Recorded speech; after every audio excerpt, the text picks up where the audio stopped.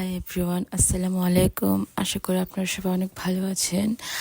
আপনাদের সবার ঈদ কেমন কাটলো? আশা করি অনেক ভালো কেটেছে। আমার ঈদ অনেক ভালো কেটেছে। আসলে আমি পুরা ঈদটা 2 দিন ডিভাইস থেকে অনেক দূরে ছিলাম। ফ্যামিলি টাইম স্পেন্ড করেছি, মেয়েকে অনেক সময় দিয়েছি।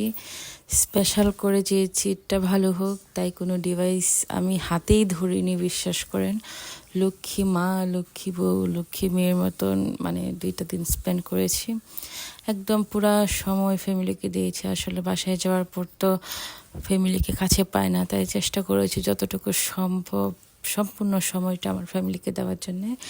ঈদটা অনেক ভালো কেটেছে আলহামদুলিল্লাহ। অনেক ঘোরাঘুরি করছি, রানিং ঘোরাঘুরিতে আছি, মানে ঘোরাঘুরি করতে করতে পুরো অসুস্থ হয়ে যাচ্ছে আমার অবস্থা।